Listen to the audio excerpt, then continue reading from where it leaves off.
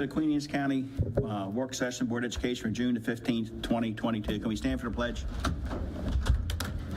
I pledge allegiance To the flag of the United States of America and to the republic for which it stands, one nation, under God, indivisible, with liberty and justice for all.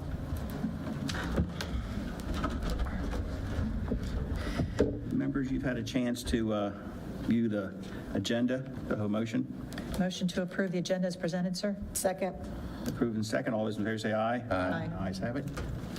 Okay, the next thing will be approval of minutes for June the 1st closed session. Everybody had a chance to look at those? Yes. Motion to accept, to approve the minutes for June 1st closed session, sir. Second. Have a motion second. All those in favor say aye. Aye. I've also had a chance to look at the open session for June the 1st. Has everybody had a chance to look at those? Do I have a motion? So moved. Second. A motion second. All those in favor say aye. Aye. Ayes have it.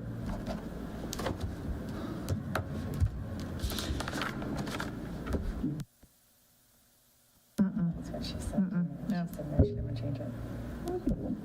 Sorry. We have some people in our audience that are we want to recognize. Yeah, sir.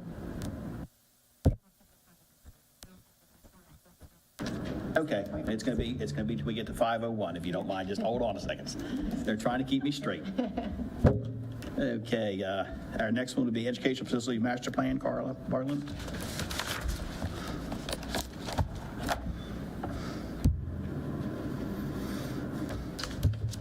Good evening, President Smith, members of the board, Dr. Salins, and executive team. My name is Carla Pullen. I'm the facilities planner for Queen Anne's County Public Schools. I'm here this evening to outline for you quickly the Educational Facility Master Plan.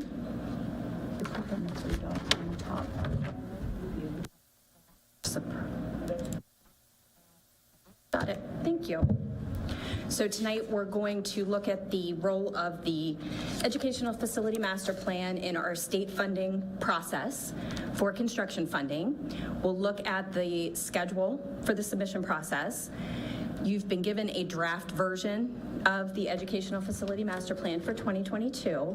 And I just want to make you aware that at the July 13th meeting, we'll be asking for your approval to use this as our working document for the next year. So as part of the capital improvement program, that's our construction funding, we have two pieces to the puzzle. The first is the Educational Facilities Master Plan, and that is essentially a long-range look at what we're going to need for our facilities. We look out 7 to 10 years at our facility needs. We do a yearly update once a year. We look at our enrollment projections, and with that, that tells us what our facilities are going to need in the next 7 to 10 years. And then we try to outline the future projects that we foresee. The second part of this funding process is our CIP, and you'll be seeing this from us in September.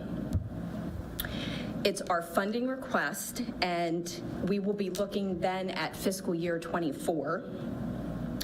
We also look at what our anticipated funding requests are going to be for 7 to 10 years out from that. So the state is aware of what to expect over the next several years. We establish timelines for our projects. Along with the Educational Facility Master Plan, then we prioritize what those facility needs are going to be, and then we decide what the funding request will be to the state. This next slide just outlines that this is a COMAR requirement to participate in the capital improvement program and to get that funding from the state. We are required to submit this document once a year. The information that's covered in the Educational Facility Master Plan is pretty much prescribed. There are required documents that we must give to the state to be eligible for this funding. We look at our educational goals, standards, and guidelines, and this year we have some pretty exciting updates to the mission of Queen Anne's County Public Schools, the vision, the core values, and the goals. And I believe Mr. Kibler, Dr. Kibler and his team are going to talk to you about that in a little while. We look at the curriculum and how it's provided. our applicable policies, school organization. We look at how we organize by grade, how we organize by location.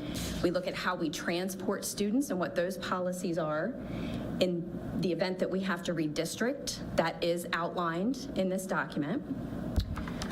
We review our enrollment projections through the next 20 years, and we make sure that those concur with what the Maryland Department of Planning is seeing, as well as what Queen Anne's County Planning is seeing. The Queen Anne's County government works in conjunction with us to look at the current demographics in Queen Anne's County. We look at people who are migrating in and out of the county and what those projections look like for the next several years. We also look at the infrastructure of the county, and this includes building permits for the last year as well as new subdivisions, so that we're kind of tipped off to what we may be looking at in terms of facility growth. We have a facility inventory that we maintain, and we look at this yearly. That also includes the school boundaries and whether they're still relevant. And then the facility needs, the utilization is a big portion of this document. We want to see what percent each facility is utilized and how that looks for the next 10 years. With that, it's going to tell us what our facilities need to do to accommodate. Something new this year that we've never looked at before are our pre-K population projections. Based on the enhanced pre-K programs that the blueprint is requiring, we know that we're anticipating there will be some requirements for the buildings that will be different in the next few years. Some dates, these are static dates every year. The Educational Facilities Master Plan goes to the state in July. The Capital Improvement Plan, that actual request for funding, will come back to you in September to go to the state in October. And then in February, we start to talk again with the county government about what that match will look like from our county partners. So just for clarification, the board doesn't need to approve this tonight because they can move to approve it July 13th, even though it says June. Yes. As long as it gets to the state by July 30th. That's correct. Okay. We will submit to the state on July 1st with the document that we have in hand, and what we will give to them on July 14th is your letter saying you've reviewed it. If there have been any changes at that point, we'll submit those along to the state as well and just let them know. So when will we get our copy of this to review? We'll be able to give that to you on the 14th as soon as it's with the meeting on the 13th. After we've received any comments from you, we will give you our copy of the final document. If there's anything we need to discuss at the July 13th meeting, if anything else has come up, we'll make those changes before that's submitted as final. And so July 14th, we'll be able to give you your final document.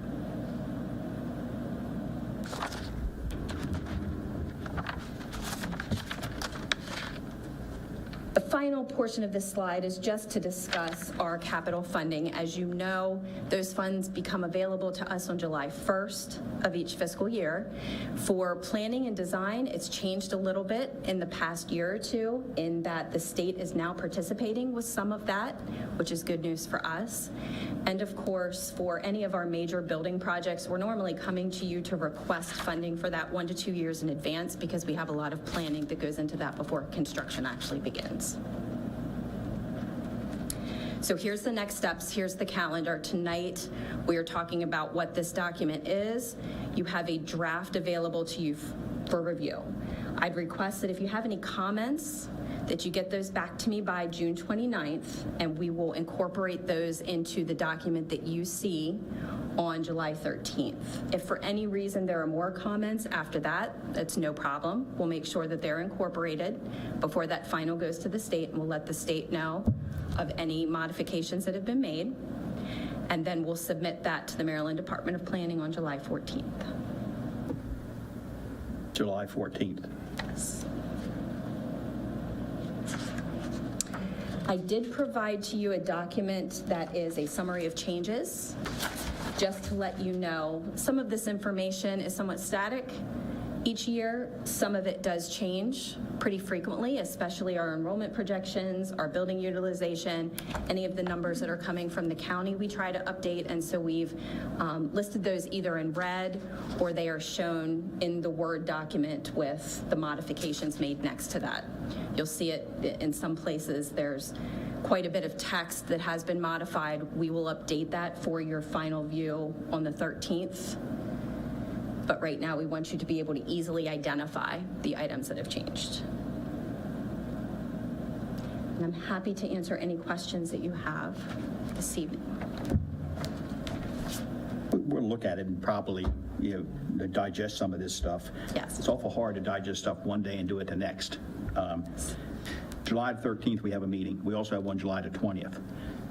If things got going on, we could do that July the 20th, since it's not due till July the 30th. Is that correct? Or is July the 14th the date, a solid date? July 13th should be the solid date because I will submit this to the state on July 1st. They request that we have this document to them at the beginning of July. So our hope had been for the first week in July, we're not meeting during that time, so we'll do that on the 13th. If indeed it would have to go to the 20th or to the following meeting, we'll certainly request that from the state. So we could do that. And if since we did move our meeting from the July 4th week, if we could get that stuff, everything that week early as possible, it just gives the board members more time to get back to you and ask questions that, if we need to get approval by the 13th. Certainly. Okay. Any other questions by board members? Thank you. Okay, Thank you. Thank you. Okay, I'd like to request if we could move one action item up, Human Resources Report 501, if the board would approve an agenda, because we do have some people in the audience and we have a long meeting tonight. Would that be possible? Mr. Smith, may I make a motion to amend the agenda to move 5.01 to 4.02? Second. I have a motion, second. All those in favor say aye. Aye. Okay, thank you. Mr. Smith, may I make a motion to approve the amended agenda? Second. A motion is second. All those in favor say aye. Aye. Ayes have it. Thank you. Mr. Smith, 4.02, may I make a motion to accept the human resource and substitute bus driver report as presented in closed session? Second. All members have had a chance to look at that and review it. Do you have any other questions? All those in favor say aye. Aye. Ayes have it. Dr. Sandlin? Great, yes.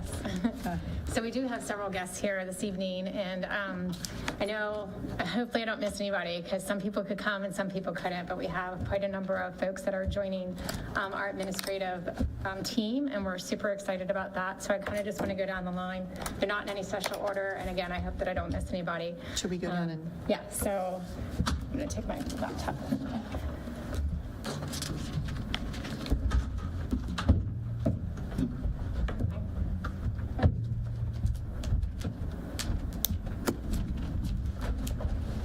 So the first person that I'd like to recognize and ask her to come up is Mrs. Cheryl Cox. She is our new supervisor of instruction, early childhood. We're so excited to have her. She's coming to us from Anne Arundel County, and she's bringing quite a skill set with her. So congratulations. Thank We're you. So excited. Actually, be stationed here in the central office, but we'll be out at schools a lot because of all the different hats that she'll have on.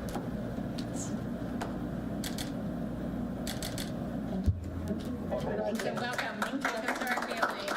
She is a local resident, by the way, too. So she's, we pulled her over and out of the ranks of Anne Arundel County. So excited for that. The second person I'd like to recognize and have come up is Rebecca Van Aken, and she will be our new assistant principal at Centerville Elementary School.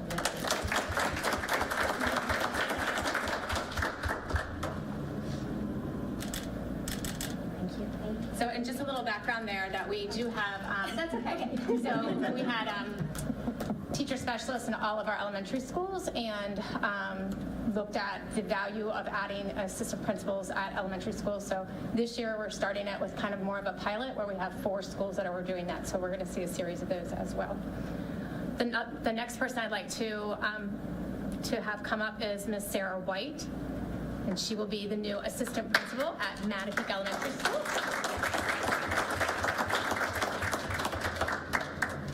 Congratulations. And her principal is here. If you want to come up, come Tobin? I will take a picture. Okay. It's her day. Okay.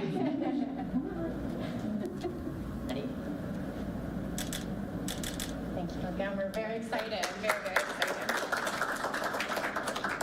And the next person I'd like to invite up is Miss Tiara Hoffman, who will be the new assistant principal at Graysonville Elementary School. When I went there the other day, it was so cute. I was like so excited. Thank you. And her principal's here as well. Her principal's here as well. So I think, yeah. Sitting right next to her. Yeah. Yes, and her new principal here that we recognized last time at our board meeting, Mrs. Tubman. And,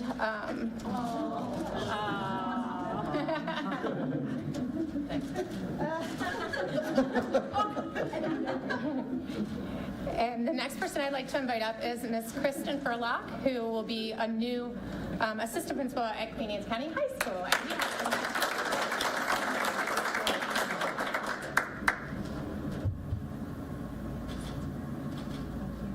I know you're excited, and we're excited for you.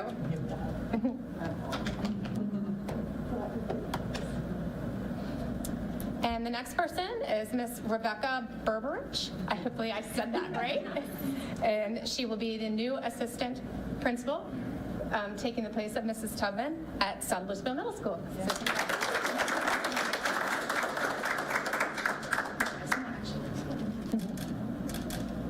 Yeah, I think we planned it really well. And the last person that we would like to recognize is Mr. Marchetto, who is moving to a new family within our district to Centerville Middle School. So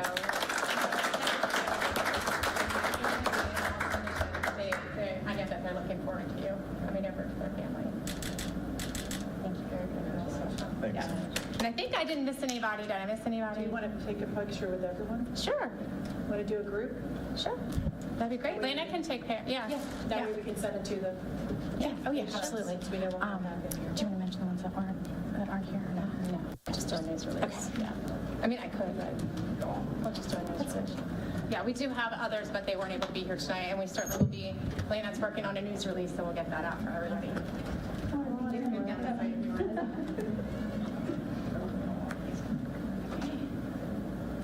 Very good. Everyone up this way, please. Thank you. Thank you. Very good. Good. Thank you. Yes, thank you. 10 weeks to school starting again. Oh, come on now. Come on now. What have you said? No, it didn't. Oh, yeah.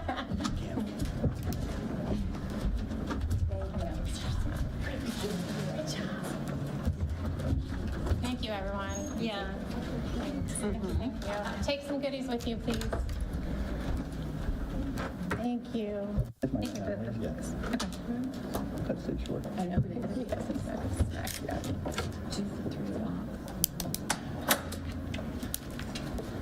Okay, thank you all. Moving on, we have our Maryland Leeds Grant.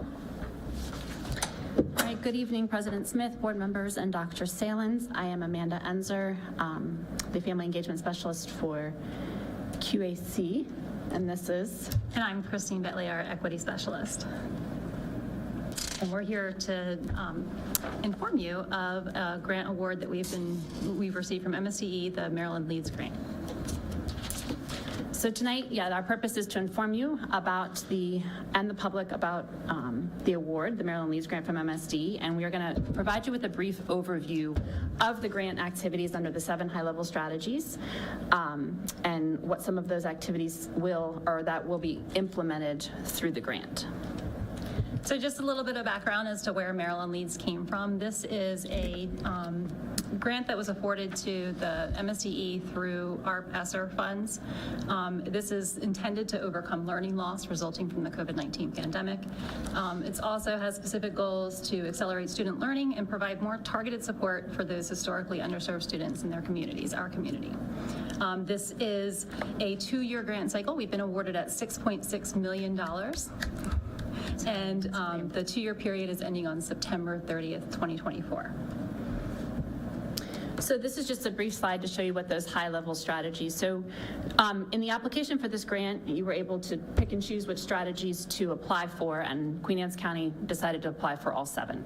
And we were granted all 7 high-level strategies and the funding attached to those 7 strategies. So each of the 7 strategies included specific focus areas that we were requested to align to, in some cases required to align to at least one of those for each of these. The first strategy is what is referred to as our Grow Your Own strategy. And with that, you see here that we've outlined some of the activities that are going to take place aligned with those MSTE focus. Particularly for us, we're looking at developing career ladder pipelines, increasing the number of certificated staff that we have by looking at our current school assistant positions or other support staff positions for those individuals who may be interested in that professional development to become a certified teacher or social worker or counselor within our community. The second high-level strategy that we had applied and were awarded for is staff support and retention. And staff support and retention is really looking at those opportunities to enhance the well-being of our staff and across the board and in many different ways. We've taken this area to focus specifically on employees' health and wellness, and I think we'll hear a little bit more about one of our partners with that later on in this meeting. And then also looking at our professional development models to better support the professional needs and to better build the capacity of our employees, and as well as looking at some of the financial incentives that this grant funding has afforded us. High-quality school day tutoring. And it's important to note here that some of these strategies have areas that are specifically aligned with the focus areas that have been recommended or required by MSDE that are then also weaved with or braided with other strategies, because there were specific funding allocations that were allowed in certain strategies that were not allowed in other strategies, so we looked at it as an opportunity to overlay some of those goals. So in high-quality school day tutoring, school day being the imperative at that one, is really looking at those additional staffing opportunities that we have to be able to build opportunities to close those COVID-related learning loss or to actually be able to provide accelerated or enrichment. Now, when we talk about tutoring under this strategy, it's not necessarily limited to what we might refer to as simply academic tutoring. This could include a component as well, such as mentoring or other type of school assistant roles to provide the support of our needs during the school day. And this also is braided with our Grow Your Own strategy, which is related to building that pipeline to, if we have support staff who are currently in those support roles that we're looking to climb that career and use those pipelines to become into certificated roles, backfilling those positions as well so that we're not losing capacity with our human resources.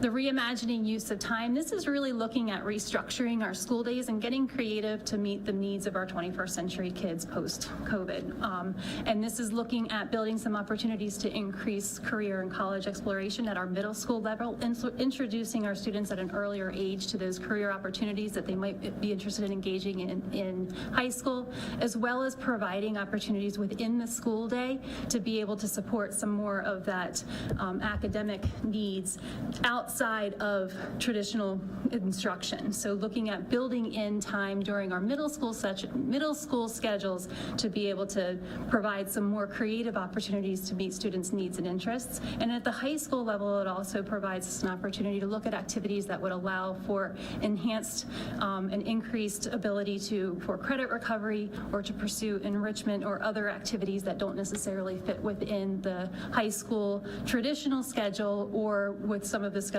for the needs of our students. So the next strategy is the innovative school models. And just to highlight a few things, this is really looking at expanding our early college model in collaboration with our IHEs, Chesapeake College and Washington College, hopefully, and provide more opportunities to earn college credit while being enrolled in high school. In addition, we really focused on our CTE program under this strategy and increasing as many opportunities, access and opportunities to CTE programming.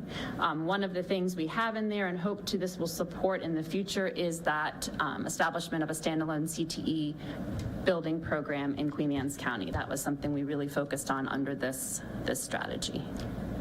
And can I just jump in there 1 minute? We've kind of see in the bullets here that we refer to that as with a school within a school model. So this funding does not allow us to fully develop or build out that separate career center CTE facility.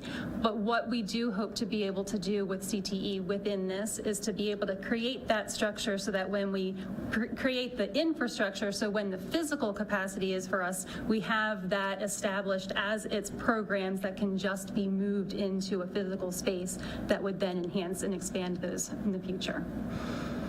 Yeah, and I think it's also important, we worked very closely with Adam Tolley and the supervisors, CNI, and the exec team as we went through this and all the admin across the district as we were looking at these high leverage strategies to determine what it is that was really needed in each of the schools and what would have the greatest impact on our students. So this next one is transforming neighborhoods through excellent community schools. I'm sure you're familiar with the community school movement. This is MSD's current model under that. But the purpose of this is to create more community partnerships and resources in the school to provide our families more it could be wellness resources, health, anything within that school community. In addition, it is looking at implementing a more comprehensive family engagement model at all of our schools, very similar to what our Title I schools currently have, and then just ensuring we are creating an environment within our school communities that have a collective impact overall on everybody inside and outside that building. And this one, the science of reading, is the last high leverage strategy. This is looking at and training all K through 3 teachers, including special ed teachers, principals, and other relevant staff in the theory and practice of the science of reading. And this is where we are kind of moving within the next 2 years to what reading instruction, the model will look like, instructional strategies will look like. So this is going to allow us to pilot this program and these particular instructional tools and materials that are aligned to the science of reading in the next 2 years and really start to train our K through 3 teachers to be prepared for that complete transformation come 2024. And I just wanted to also talk about the partner process for this. So this was somewhat of an unconventional process in terms of the application for Maryland Leeds. And one of the components that was included in this is all of these strategies, or not all of them, most of these strategies have a partnership requirement. And the partners that we are aligned to with these different strategies were selected by MSDE. They also had to participate in an application process, and then we were provided a list of partners for which we could choose from that best aligned to the activities that we had written into the grant. So we were able to, and fortunate to be able to work with some of our partners here locally, and they have been approved. That would include Chesapeake College and Washington College. So we're looking forward to working with some of the partners that we are known to have worked with and have established relationships with, as well as looking at new partners who were approved through this process, who were chosen by the state to be best aligned and be able to best serve our needs for completing this work. And with those partners, one of the largest components is a needs assessment up front. It's really diving deeper and bringing out that outside partnership to come in and help us even better determine what our school system needs. And we have had conversations with some of those consulting partners that would be able to provide that piece, and all of the ones that we've had conversations with have been interested and willing to align with the work that Ms. Hudak and Dr. Kibler have done, because a lot of the pieces of this particular grant application was very intentionally aligned with what we're moving towards Blueprint.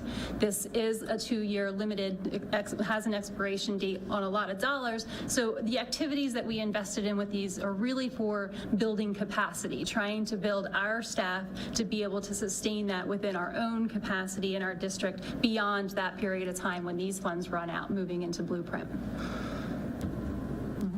Great. Thank you. Thank you. It's fabulous. Any Thank you so Questions much. by the board? Any other? Yeah, good job getting those 7 grants. I know that takes a lot of money and effort and everything else and incentive, so congratulations. Thank you. Thank you all. Thank you so much. That's it.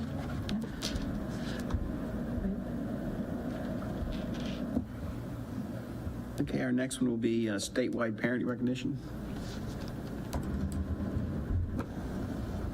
That's me again. Right? So I wanted to come and inform the board of this incredible accomplishment of one of our Latino parents from Sothersville Elementary School. And just to give you a little bit of background, Sothersville Elementary School has the only statewide family engagement center for family literacy in the state of Maryland. It's a partnership with the National Center for Families Learning and the Mid-Atlantic Equity Consortium. And so it is a 2-generational approach to teaching literacy. And as you are familiar with the population of Sothersville Elementary School, currently the 18 families enrolled in this program this year were all EL families, all Latino families. With that being said, one of our biggest partners is MELFIN, which is the Maryland EL Family Involvement Network. And every year they put out a parent recognition award and a nomination for this. So it's the John Nelson Parent Involvement Matters Award. It's an annual award for an immigrant parent whose exemplary contributions to Maryland public schools have led to improvements for Maryland public school children, schools, and districts. And then it gives the 5 areas where nominees must demonstrate involvement. So welcoming all families, encouraging partnerships, supporting student learning and success, building capacity among school stakeholders, and promoting effective school-family communication.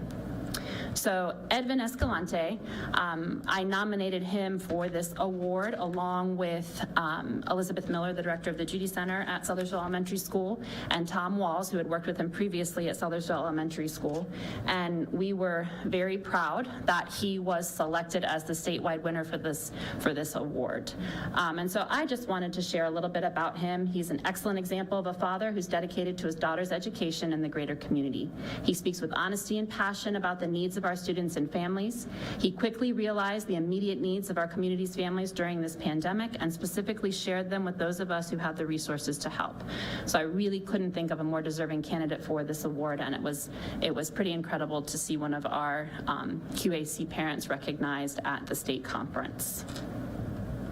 And there is a picture. His daughter, Catherine, was in kindergarten this year, and she will be in 1st grade at Sothersville Elementary School next year. And both he and his wife are enrolled in our literacy program. So thank you for giving me the opportunity to share that this evening. Thank you.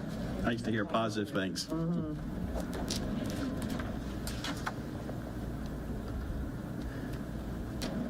Thank you so much. Thank you. Thank you. Thanks. Next will be English Learners Staffing Plan. So I wanted to preference this as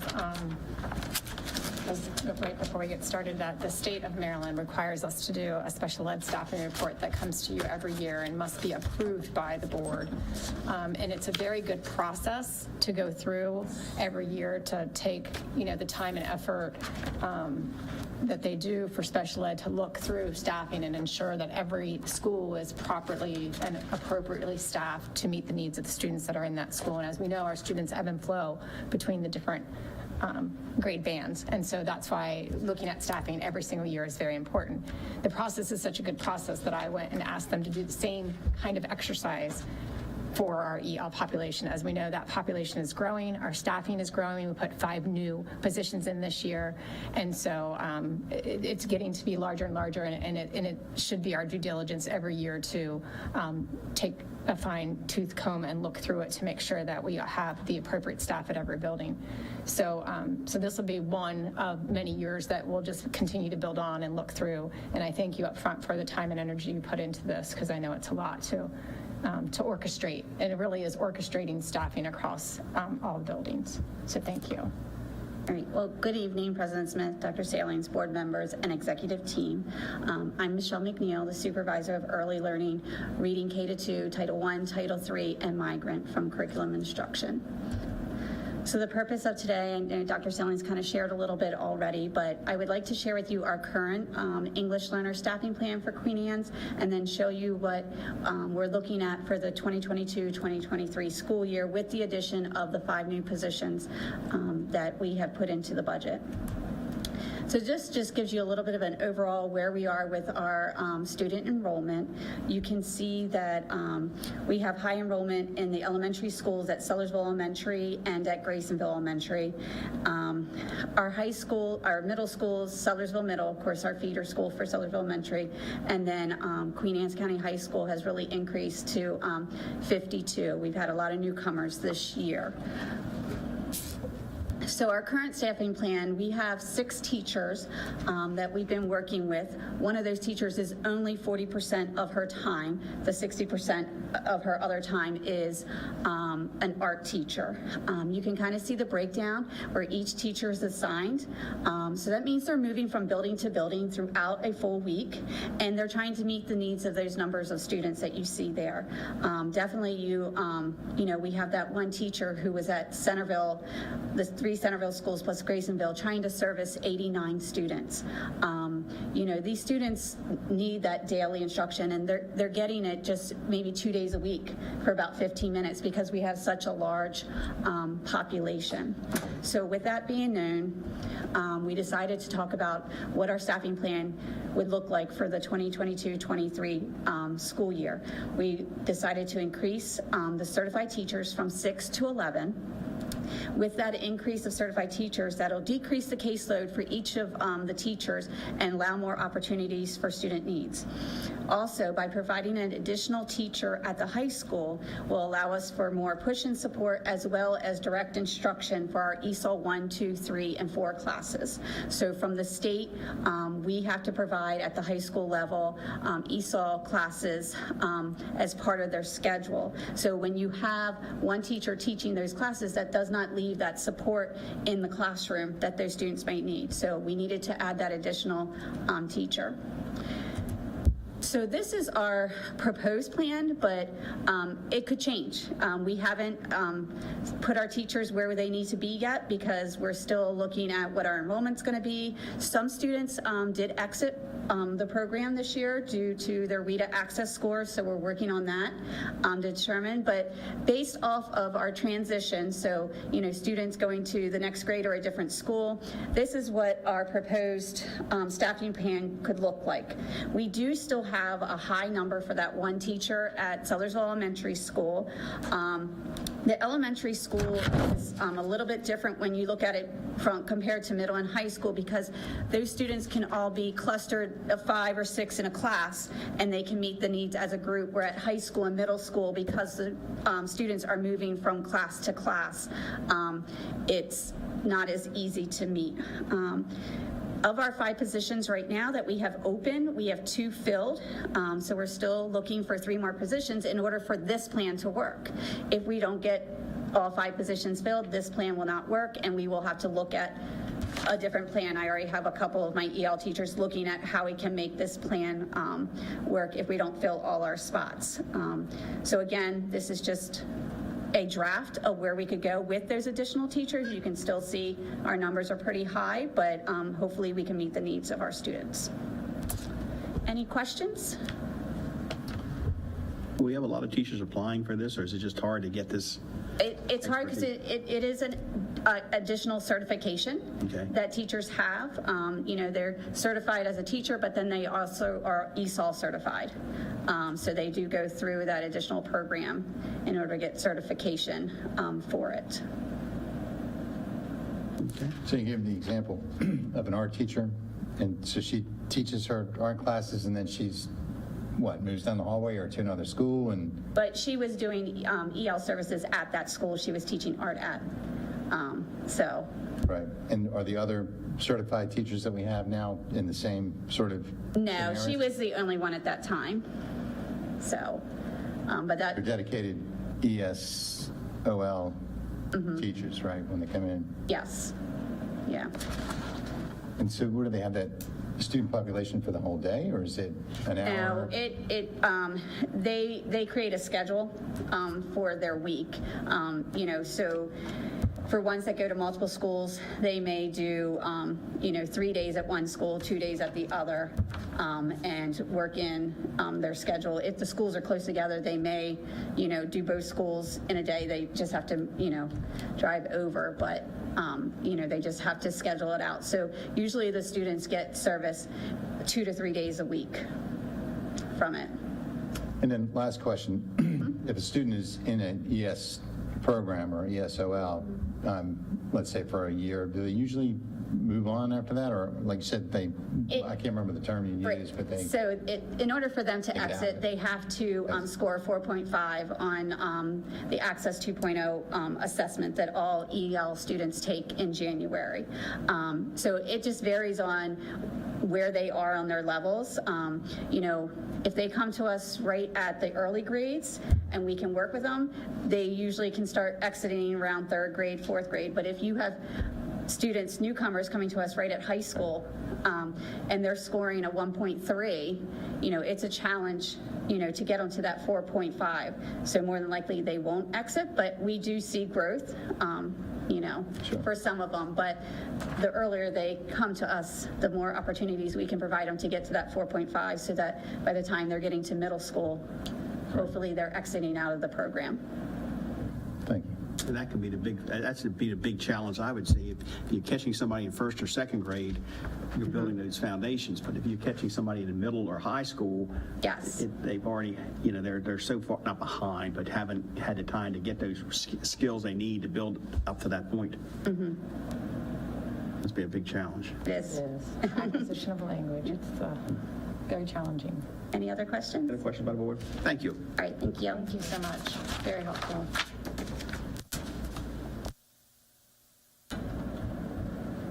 A special ed staffing, Mrs. Smith.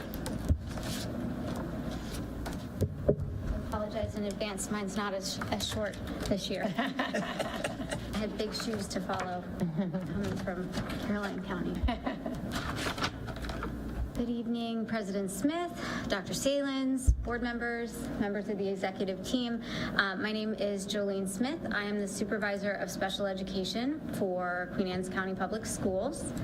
And I am coming to you this evening to present the FY23 special education staffing plan.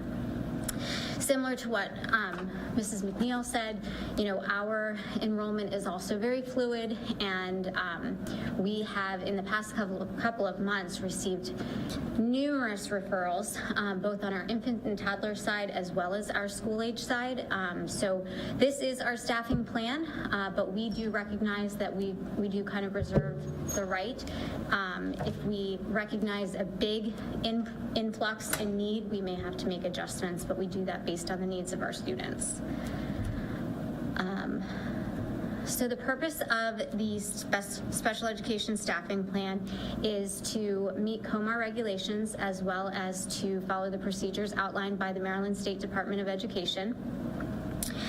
Its purpose is to ensure appropriate and adequate personnel deployment to be able to provide a free and appropriate public education for all students with disabilities in their least restrictive setting.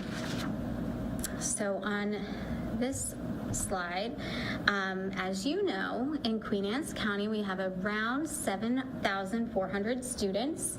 About 800 of those students are students with disabilities, and this represents about 10% of our population, which is right in line with state and federal percentages.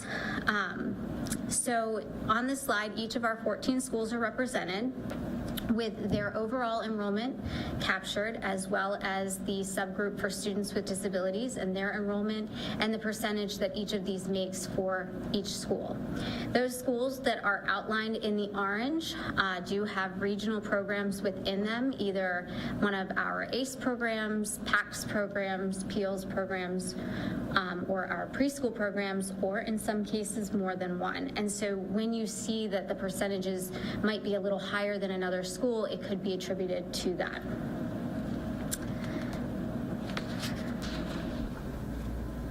So here in Queen Anne's and really pretty much throughout the state, special education services are provided to children birth through the age of 21. And we do so by providing a very complete service delivery continuum. This continuum ranges from inclusive services all the way over to self-contained regional programming, as well as programming for students outside of our schoolhouse walls where we're not able to offer the services that they require. As you can see, this is represented on a sliding scale because some of our students, or actually most of our students, don't fit on just one place on this scale, but they may need to kind of experience a myriad of environments in order to meet their needs. In addition to the different regional programs that are listed, as well as those special education settings, we also partner with the Mid-Shore Special Education Consortium to deliver related services. And those services may include occupational therapy, physical therapy, audiological services, as well as teachers for the visually and hearing impaired. So additional information related to the delivery of special education and related services can be found on page 11 in the narrative version of the staffing report that I provided. This presentation is kind of a description of what you find in the narrative version. So just to kind of take you on the path of a child with a disability from birth all the way through 21, we begin that journey for our children with disabilities through our infants and toddlers program. This slide represents the total number of children receiving services, and as you can see, we serve 111 children between the months of July and March this year, with the largest group of children being between the ages of 2 and 3 years of age. At the age of 3, families have the option to stay with the infant and toddler program on an extended individualized family service plan, or an IFSP, or to transition to school-age services under an individualized education program, or an IEP, if appropriate. And currently, we do offer, and we're very proud of our blended preschool program, and we offer this at Kent Island Elementary School as well as Centerville Elementary School. It's an opportunity for our students with disabilities to learn side by side with their typically developing peers in a very language-rich environment, so that they're afforded the opportunity to experience those school-age expectations very early on, so that when they hit that pre-K age, they're ready to go in with their general education counterparts. So this slide is actually once they go over into that school age service environment. So this is a representation of the same data that was represented on the slide with all the schools, but it's just presented in a different way. You can kind of see the comparison of the students with specially designed instruction compared to those that are receiving services through general education. But I do want to remind you that our special education students are general education students first. So while they are represented in the blue bar, they're also represented in the red bar as well. So they are represented twice. Inside of your narrative, you will see a chart that represents this data, and this is a historical view of our census based on the disability categories identified by the IEP team. And you'll see that we've had a fairly consistent representation, with most of our students being captured in that specific learning disability category, followed by the other health impairment, and then speech language impairment. We've seen a slight decrease in our specific learning disabilities, and it's kind of countered by a slight increase in that other health impairment.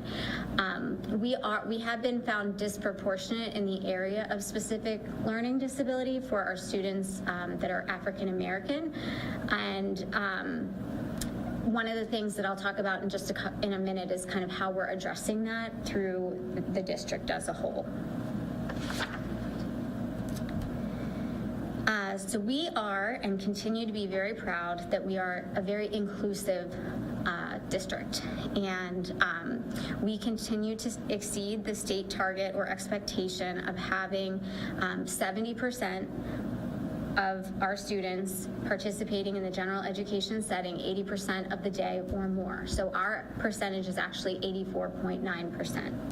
When you look at the historical picture there from 2017 to present day, you will see that our numbers have started to decline over time, incrementally, but still they have started to decline. And that is really representative of the increased needs that we're seeing with our students when they're coming through those schoolhouse doors. And it doesn't necessarily always equate to academic needs, but sometimes those social emotional needs as well. And our team and our special educators and all of the related service providers respond to that by providing the services where they need to be delivered. And sometimes that means in a slightly more restrictive setting for part of their day. And that's what kind of translates to that small incremental decrease there.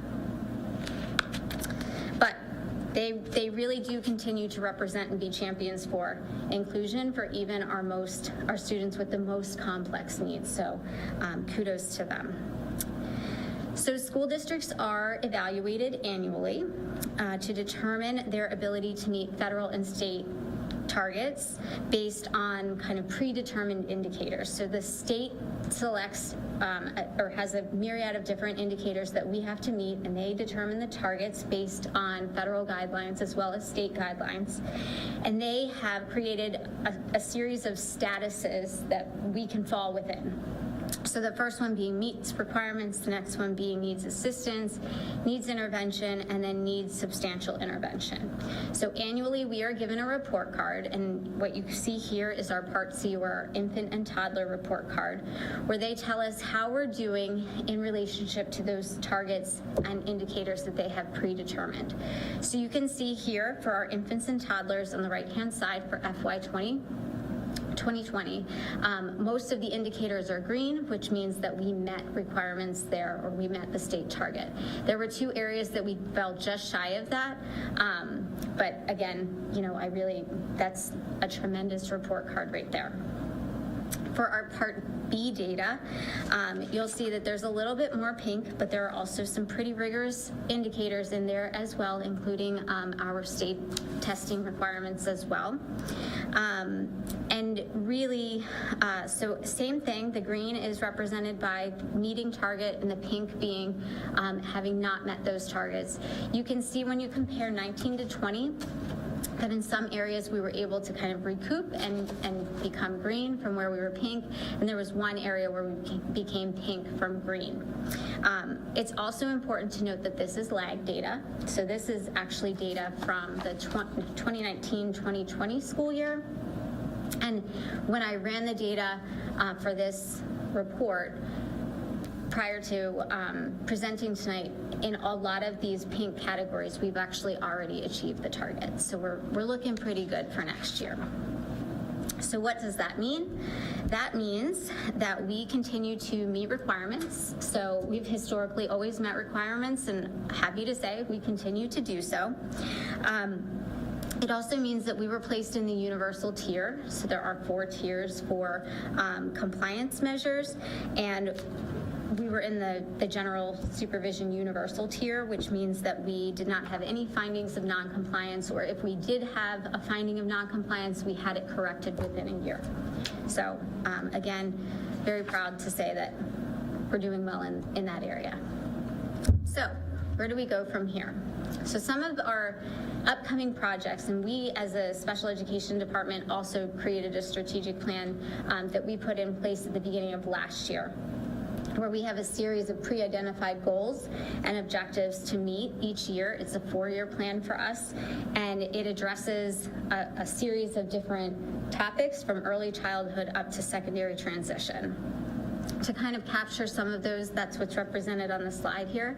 So for our earliest learners, we are developing school readiness or early learning groups for those students next year. They will be year-round offerings for children twice a month, where they will be invited to participate with typically developing peers in a classroom-like structure so that they are given the opportunity to learn things like sharing and sitting during circle time and listening to the teacher, things that we kind of take for granted but are very important for our little friends. It will also encompass an element of parent training and coaching as well. We're going to continue to increase our teacher capacity for all of our students, especially for those with our significant cognitive disabilities. We will continue to work on compliance with the development and implementation of our IEPs and IFSPs. We have started and will continue to work on our response to intervention practices and ensuring that we are approaching this from a system-wide outlook, which will help our disproportionality. If we are all identifying students through the same lens, then we will eliminate disproportionality, and that's very much a goal of ours. The last two, we will have a countywide approach to functional behavior assessments and behavior intervention plans, and this does come out of new legislation that I'll be very excited to come tell you about in a few months, where we have eliminated seclusion, not that we actually had seclusion in the first place, but also they have significantly tightened up restraint in the use of public schools, so this kind of aligns with that. And then finally, we're going to increase the number of special education students taking and passing technical skill assessments or earning industry recognized credentials, and that speaks to the transition piece. So in your presentation, if it's not a PDF, if it is, I apologize, but we do have a copy of the strategic plan, and it is a linkable document, so you're welcome to peruse that.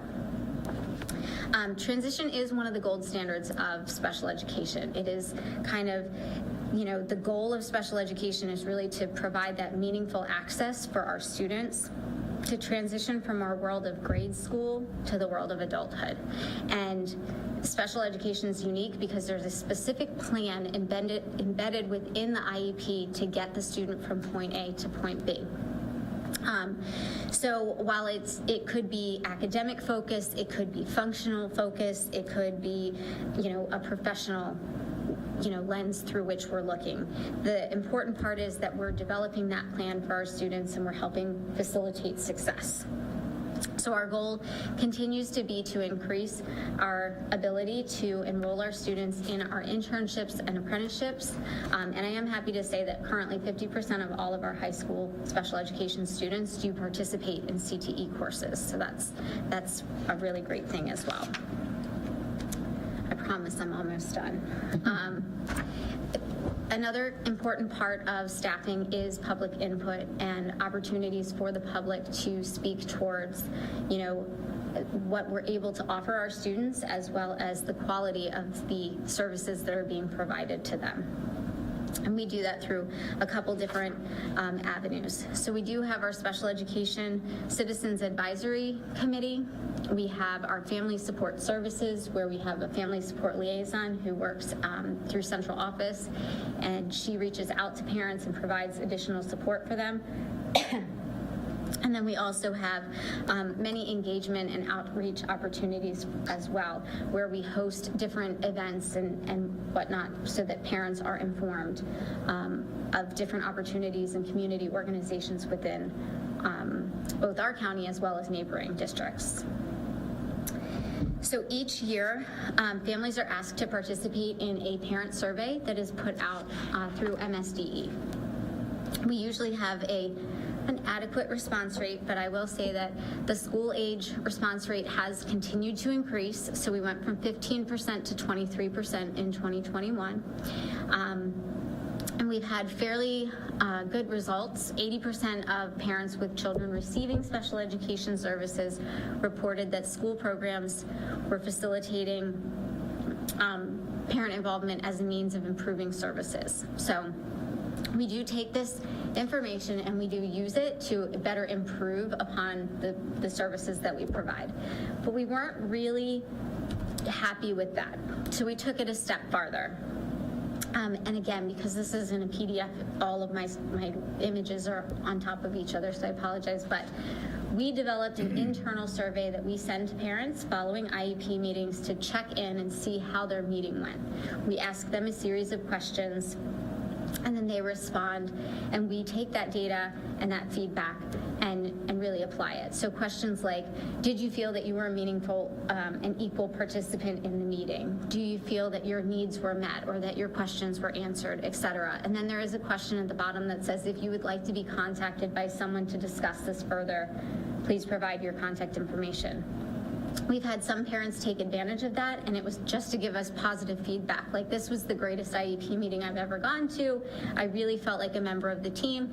And on the opposite end of that, we've had some people say, I just didn't feel heard.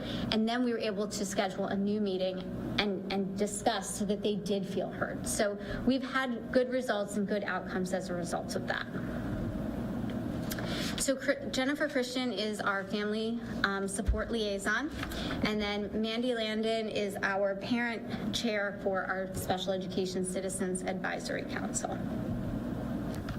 A federal requirement is that we show and demonstrate that we maintain the level of funding from year to year plus $1. And I'm happy to report, based on this slide, that we are and have been able to maintain that funding level from year to year. So finally, we get into the staffing piece of this, which is really an analysis of our current staff and our additional needs. So this slide right here lists on the left a breakdown of our current staff and kind of where they are and how they are situated, as well as the link to the actual staffing plan itself. And if we look at that a little bit closer, you can see on this slide, it's pieced out by school. You have your current enrollment as well as the projected enrollment for 22-23. And as I mentioned earlier, those numbers do change from time to time, actually, fairly often these days, with people that are moving or people that are moving into the district. And then in addition to that, you do have students that no longer qualify for special education, or you have a new student that does qualify for it. So it is a fluid number, but we are projecting or proposing that next year we have 46 special educators. On the previous slide, they were all kind of lumped together in one big number. This is just kind of pieced out. 10 IEP chairpersons, 10 PACS regional special educators, so those are our teachers that provide services to our more complex students. 4 preschool teachers, which is an additional 1 teacher at Ken Island Elementary School. So there would be 2 at Centerville Elementary and 2 at Ken Island Elementary. 3 PEALS special educators, and then 2 ACE special educators as well. And then in addition to that, we'll continue our partnership with the Midshore Special Education Consortium, which provides our related service delivery with the exception of our speech services.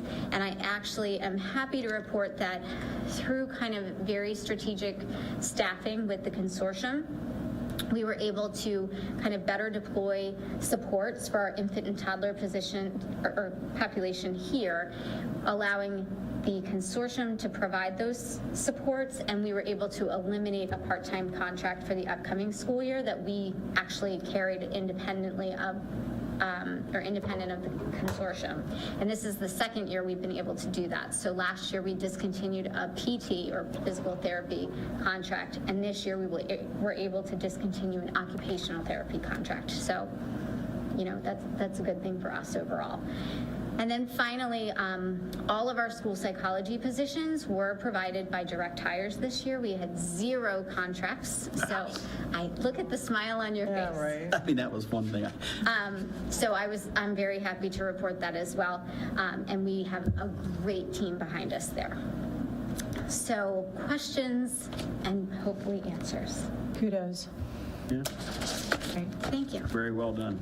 I'm glad to see we got people on board now too, that not having a contracted. That's They've all figured out it's a great place to work. you got I have it. a couple questions. Is it because of that? I know we're increasing our pre-K program.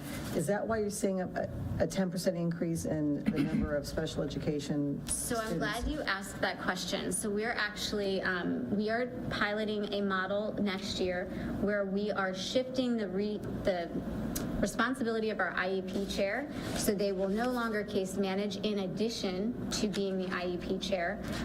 There is a select group of schools that their responsibilities will be to be the compliance, coaching, mentoring responsibility in the building. So they will not go in and deliver services to the students themselves. And this will allow them, the case managers, to better focus their attention to co-teaching and the instruction that needs to take place. And it will allow the IEP chair to focus more on those compliance matters, like getting IEPs out, making sure that we're meeting timelines, deadlines, et cetera. In order to do that, we did have to address a few shortages because we did have one school in particular where the numbers shot up real high. Again, a lot of kids came back from COVID this year, and there was a school that closed, and when they closed, we saw an increase there as well. Thanks. And then just one more question on your page 10. When you're talking about what would be other, I mean, it sounds like you're covering a lot. So we have 9 students out of our 800 who are at a different facility. Is that correct? Correct. So those are our non-public students, and those are the students that we're not able to provide their services here in our district. So they have very complex needs, or they have very severe behavioral needs. It's kind of as much as I can say about it. Yeah, no, absolutely. And so, and offhand, just because I know we've moved some monies and things like that over, what do we do? Would you have an idea of what it is for those 9 students for a year or two?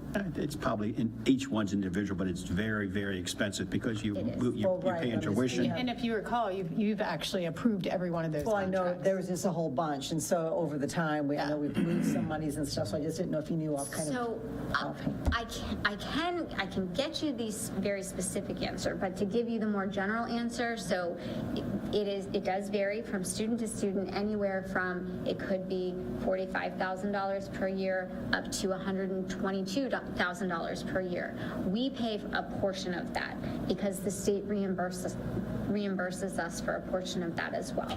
Thank you. Thanks very much. That was a lot. Thank you. Any other questions? Thank you so much. Thank you. Very, very well done. Thank you. Very informative. Happy summer. Dr. Kibler.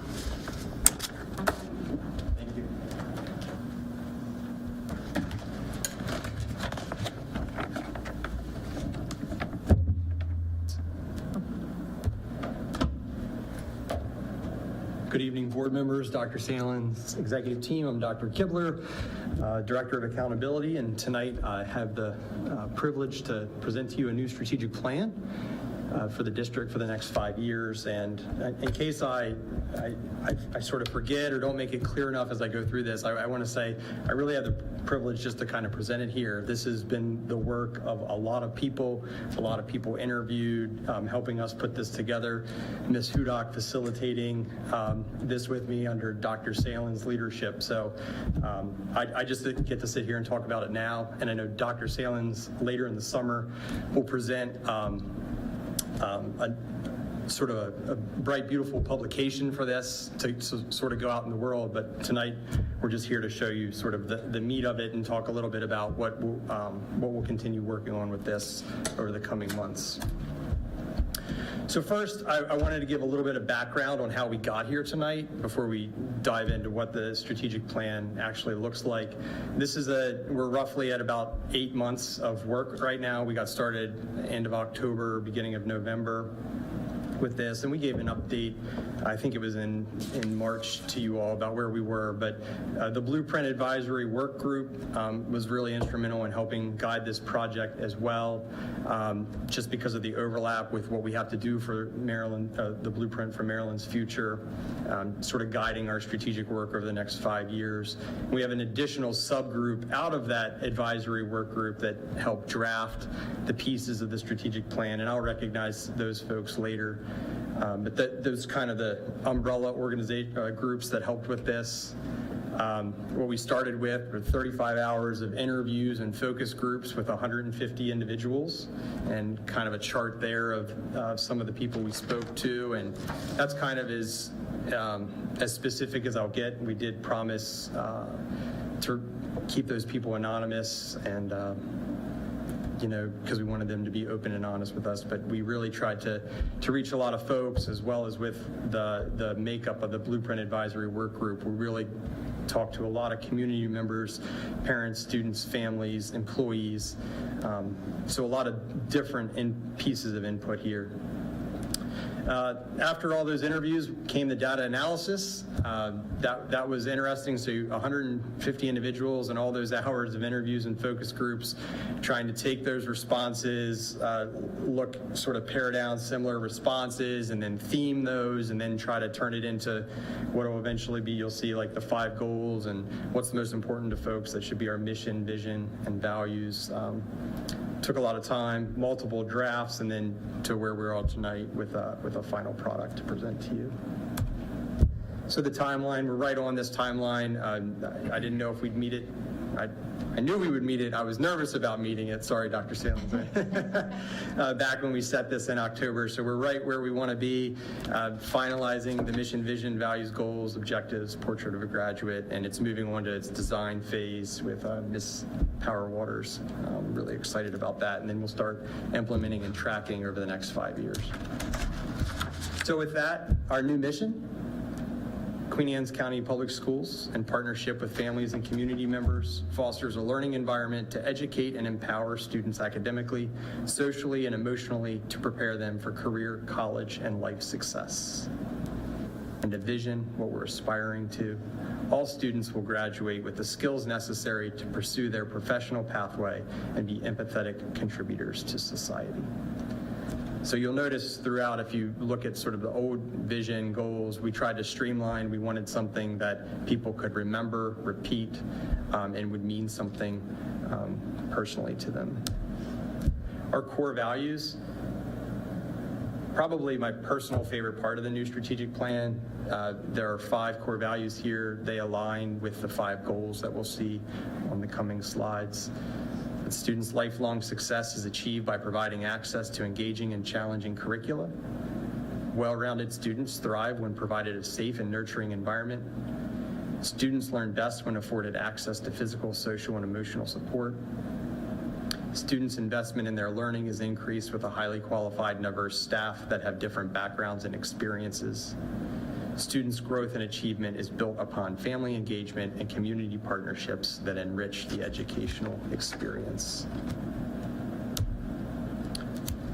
A new profile of a graduate, to be able to realize our vision, it's our hope that our graduates will be adaptable, civic-minded, collaborative, compassionate, effective communicators, motivated, resilient, and self-advocates. And really what we did, throughout all of this, is taking that data from the interviews and putting this into this here. This is not the work of any of us individually. It's what the people told us from that data analysis. Really a fun thing to take it from all of that down to these. Our goals, you'll notice that we have just 5 single words for the goals. Achievement, and that is talking about student achievement. That's what we're here. But our goal is to provide engaging and challenging curricula with experiences and supports that prepare students to be successful after graduation. And I don't know, do we want me to read all the objectives or just stick with the goal maybe, and you all can read at your leisure. Goal 2, safety. Provide a safe environment for all students, staff, families, and community members. And I will say this was, with the achievement, safety really was, when we talked to everyone, families, community members, staff, the #1 thing that folks told us.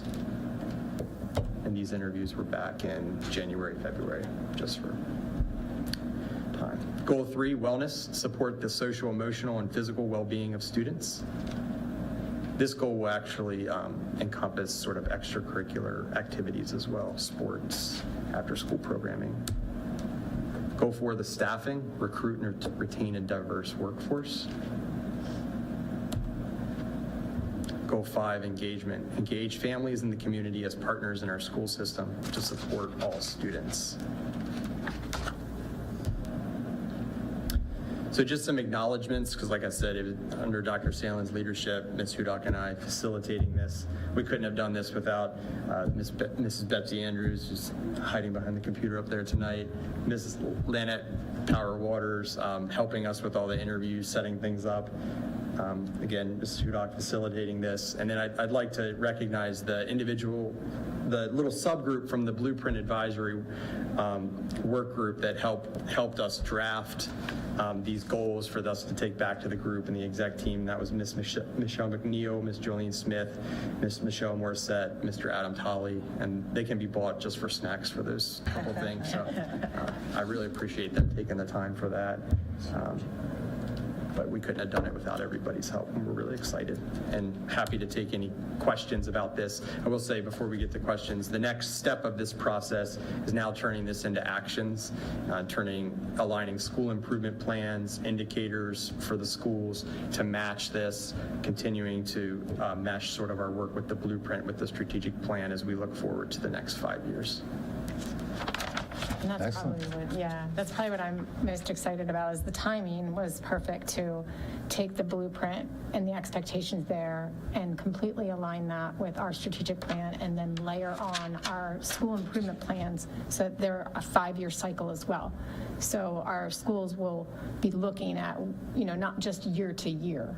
They're going to be looking at long range. What does it look like as it relates to our strategic plan that's tied directly to Blueprint? So I can't thank you enough for the work. It's been amazing. It's a great process to go through, and I feel like we've really got to hear from the community as a whole, our educational community. And after this pandemic and everything, we're back in business. We're back here in school doing things, and this is just I think a blueprint to get things running and take off. Because 2 years we've been hurting. It hasn't been a good time, but this is nice. Any other board members? No? Thank you. Yeah. Thanks. Thank you.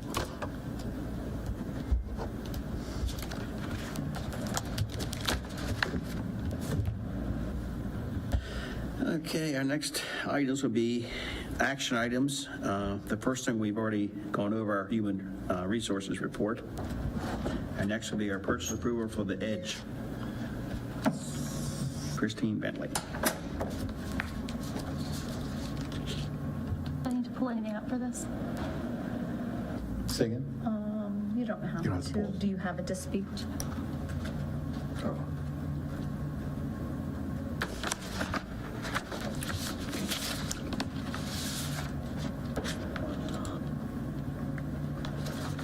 That one go down. Yeah.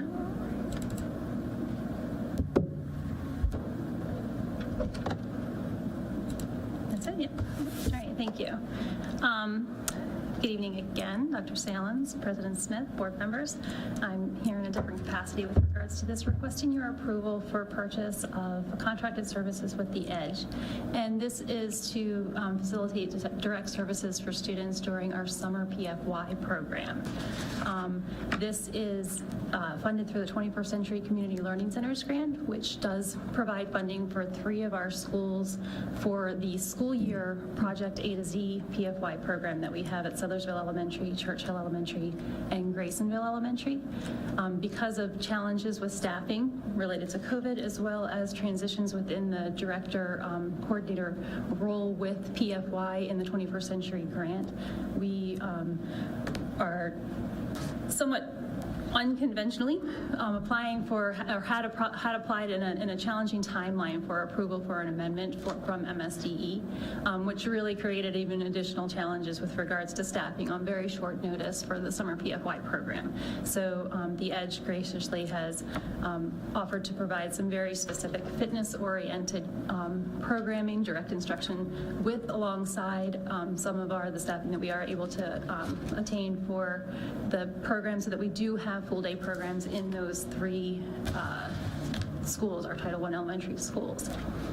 So this is for $56,700, and this provides the staffing and fitness components, which is a critical element of the requirements of our 21st Century grant for this opportunity for our elementary students.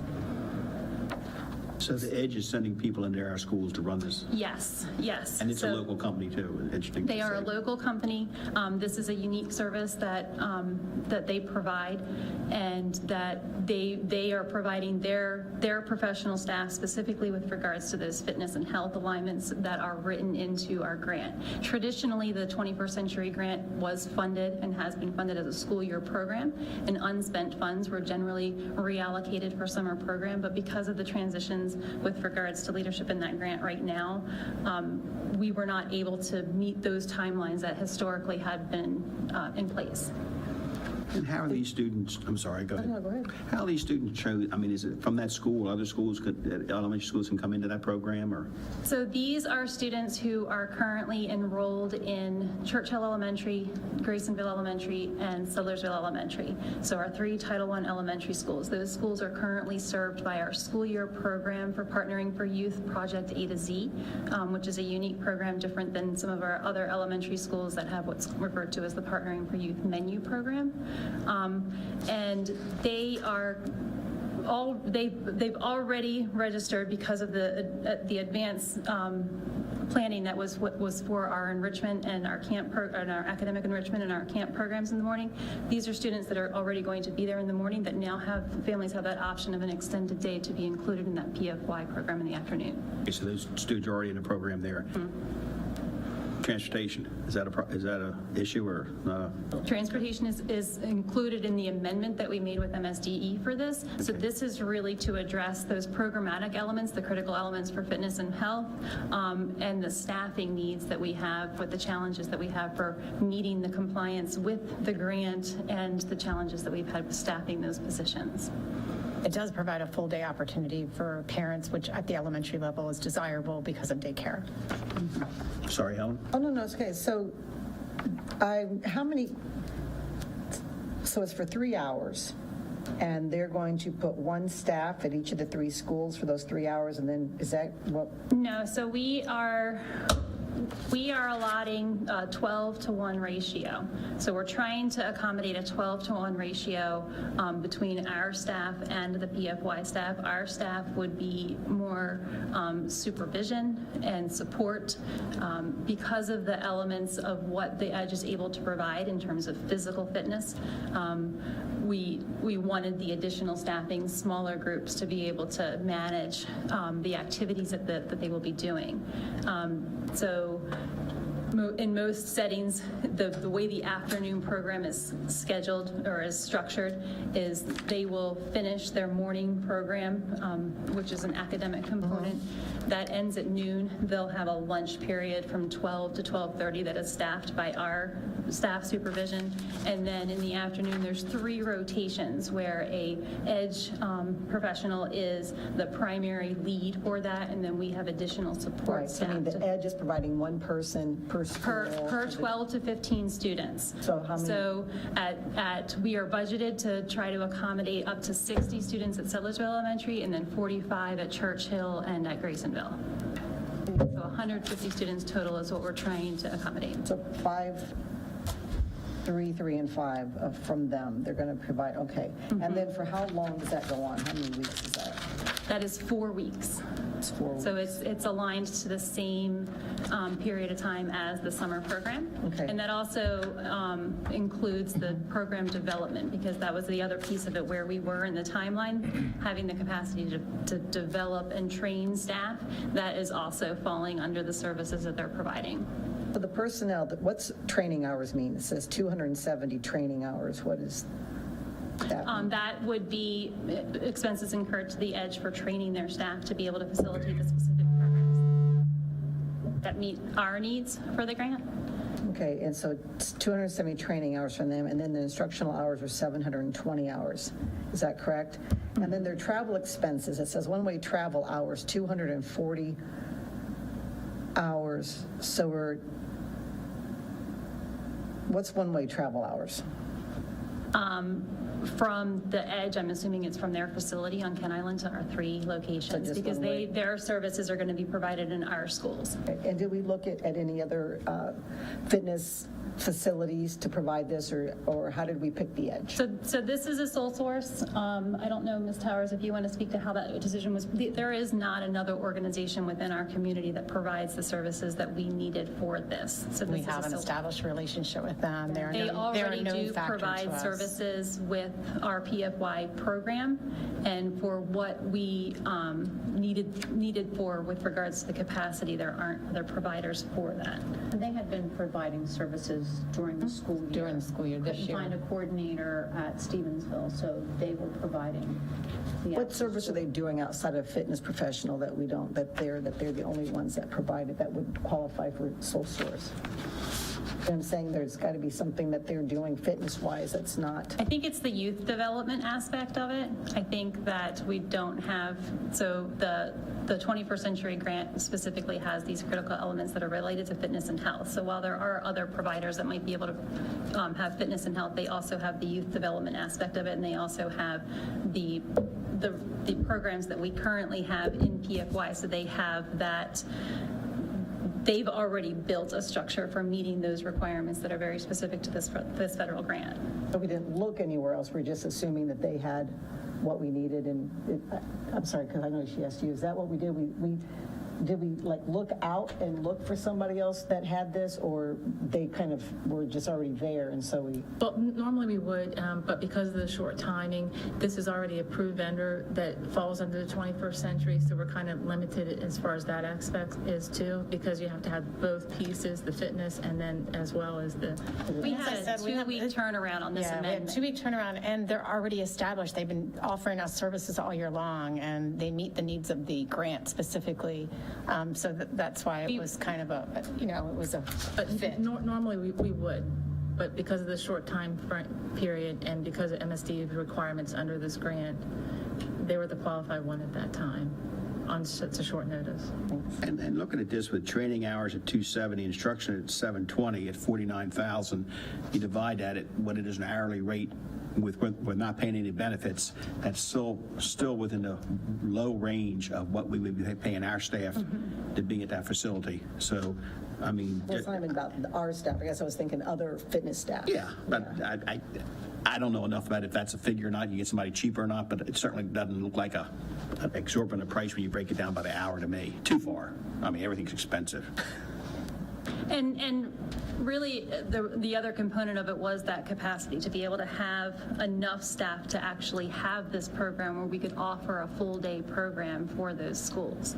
And that is something that traditionally, and especially before COVID, that we've been able to provide for our families, that we were kind of in a crunch for in order to be able to do that given the timeline. This is, and the rates that are on there because of the approval process for the amendment that we have with 21st Century are rates that have been approved by MSDE through that process as well. Okay. Any other questions? Do I have a motion? Mr. Smith, may I make a motion to approve the contract for services provided by the Edge for Summer Partnering for Youth Project A through Z programs? Fiscal impact dollar amount of $56,700. Budget source, the 21st CCLC grant. Thank you. I have a motion. Do I have a second? Second. Motion is second. All those in favor say aye. Aye. Nay. That's 3-1. Thank you. Thank you. Thank you. Okay. Light-speed internet. Mr. Combs, you're not coming back to ask for a whole lot more money, are you? I just didn't want to burn you too much the last time. All of my many Little bites. orders. Yeah, exactly. One mean snippets. So, good evening, President Smith, Dr. Salins, team, board members. So I'm here for purchase approval for 4 separate items. First one being light-speed internet content filtering. This one was also purchased or part of the MEEC hardware contract, and anybody's not familiar with MEEC, MEEC stands for the Maryland Education Enterprise Consortium. Members include MSD, Maryland Colleges, the U.S. Navy Academy, all Maryland K-12 public schools and libraries. They provide us with hardware contracts and software contracts to purchase IT, technology-related services. All these contracts are awarded through a competitive RFP process. This first one with Lightspeed is our content filtering. This is a process for us involving the use of software to screen and restrict access to web content that may be deemed offensive, inappropriate, dangerous, malicious. We've been using this since 2010 for the past 12 years. I can tell you with the MEEC contract, based on all our national contracts and the market price, we were receiving a 44% discount based on the average, their main cost. So basically, when our students or staff are using the internet in our facilities, this is a filter. Yes, sir. It has nothing to do with their phones. No, sir. It has only to do with our Web internet content in our yeah. facilities. Web filtering, yeah. Any questions by the board? Was it called something else before? Is it, or did it have a different name? Before it was called like TTC traffic control. I think the traffic control was originally, and then they switched over to Lightspeed Relay. Yeah, I didn't recognize Lightspeed before. Yeah. Okay, thank you. And now they're switched to, everything's kind of switching to DNS cloud filtering, so that way if a student, just like now, if a student leaves the property, it's still being filtered regardless if they're home or at a hotel or at our school systems. They get the same one, which is how we have it set up. Any other questions? Entertain a motion. Mr. Smith, may I make a motion to approve the purchase of Lightspeed Internet Content Filtering subscription for 1 year, but fiscal impact dollar amount of $47,080. Budget source is the FY 2023 technology software licensing budget. Second. A motion second. All those in favor say aye. Aye. Ayes have it, 4-0. Thank you. No, he's not going anywhere. I still got this turning page. You have it. Right when- why I asked right the when first Marcus- question. I'm sorry, I'm not that quick. Please, continue. The next one is Blackboard. This is purchased directly to the company. They don't really do resellers. This is a renewal of our web hosting subscription. This is hopefully our last year with them as we transition to our new platform. As you've seen, we've gotten the board and a few other schools, and next year the goal is to get everything fully transitioned to this new platform. So this hopefully is the last time for this. Save us some money next year. Questions by the board? Mr. Smith, may I make a motion to approve the purchase of the web hosting from Blackboard? Fiscal impact dollar amount of $36,182.03. Budget source is the FY 2023 technology software licensing budget. Second. Motion is second. All those in favor say aye. Aye. Ayes have it, 4-0. Okay, you're still on a roll. Yep. The next one is Microsoft licensing through Bell Technologic through the MEEC contract. This is our annual renewal of the Microsoft licensing agreement, one for our servers and client access. This is like Windows Defender, Microsoft Office, Windows servers, Windows 10, 11. MEEC's been on partner on our behalf with Microsoft since '99, and we do 5-year contracts with them to give us set pricing for 5 years, so we can budget for 5 years at a time. So this is what that provides us. So I do have a question, Ms.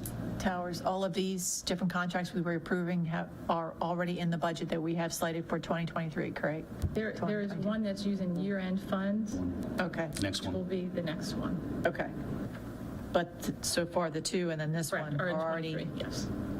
provided we can get a balanced budget. Yes. Thank you. Any other questions? I hear a motion. Mr. Smith, may I make a motion to approve the purchase of Microsoft licensing from Bell Technologics? Yes. Fiscal impact dollar amount of $62,474.12. Budget source is the FY 2023 technology software licensing budget. Second. A motion is second. All those in favor say aye. Aye. Ayes have it. Thank you. Okay, and the last one is one of my IT projects I'm trying to get through, which is our VMware cluster upgrade and standalone host. This is also through the MEAT contract. Working on replacing we have out-of-date servers in our data center that can no longer be updated with VMware, which is our main operating system. Allows us to host 10 more servers on a physical box to save us on hardware cost. Just install some 10 gig switches. We're using one now to increase our communication and also upgrading our Power School servers, replacing all of them, as well as updating all of our servers at the schools to the latest version of vSphere, vSAN, virtual hardware, and the tools. Through the contract on our servers, based on the MSRP price, they are giving us actually we're getting 77% discount. On the Juniper switch, we're getting a 72% discount off MSRP. And our licensing, we get anywhere between about 50%, and hardware support, we get about 80% discount. Ms. Towers, how are we having $140,000 leftover funds? Is that, We have some savings under salaries and healthcare. okay. And I know technology changes faster than we can talk. Yeah. What's the life expectancy of this stuff? Normally, like the servers, we get about 8 years. I try to get about 8 years out of a server. Basically, what ends up happening is you lose support for the software that you're running on. So one of the requirements for VMware is about every 8 years or so, they just don't support the processor inside that CPU anymore. Therefore, you can't. It's kind of like an iPhone, right? You can't have an iPhone with the latest version of iOS because they just don't want to put the drivers and support stuff from 8 years ago. Google does the same thing. Like our hardware is like, you got 5 years and you need to buy new Chromebooks. So they're limited to what, so every 8 years I got to buy new hardware in order to keep up with the software. And looking at, year-end funds, this isn't a reoccurring cost. This is 8 years. No, sir. I mean, you're looking at hopefully 8 years to get Yes, this sir. out of here. So that softens the blow some there on not knowing that we're not going to, might have to see you again for more money, but not today. Not today. Thank you. And we're not having to go into next year's budget. Right. I just had a question about, just because it's the same data networks as the one we did for the security camera servers a couple weeks ago. And we had a, That was also done through the MEAT Pardon? hardware. That was also done through the state hardware, Maryland State hardware contract.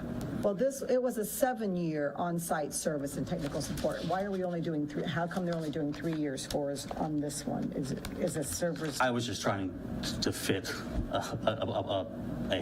Okay, a cost. I hear. So what will happen?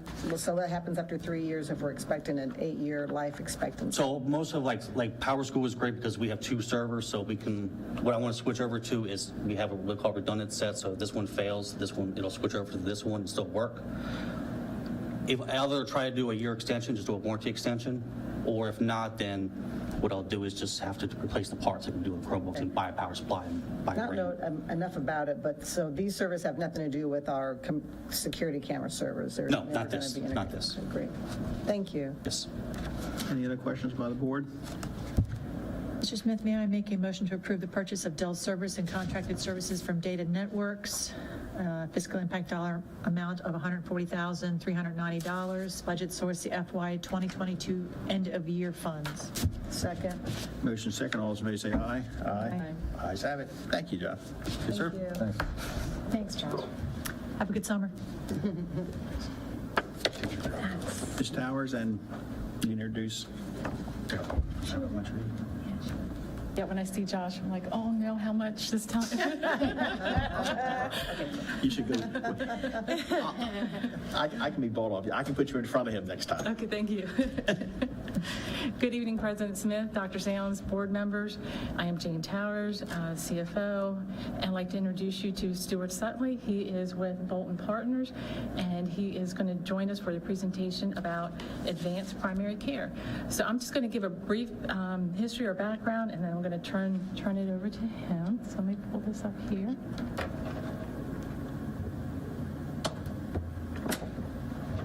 So Queen Anne's County Public Schools, through ESMIC partnership, proposes to implement Advanced Primary Health Care Center for our workforce and families.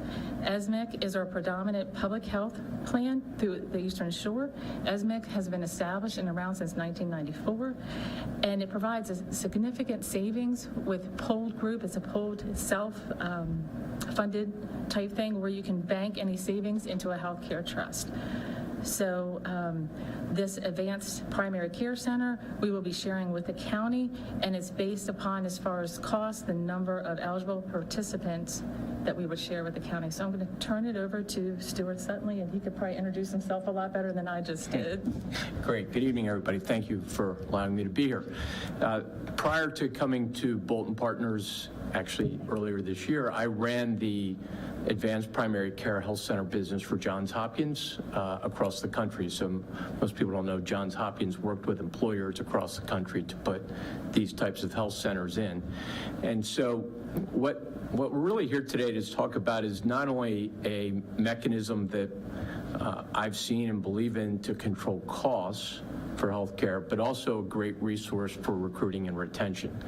And I was able to work with Jane and the team to help put together some of the information for the Maryland State Department of Education grants that you heard about earlier today, where a big part of it was around faculty and staff retention and things that we can do to give them better benefits.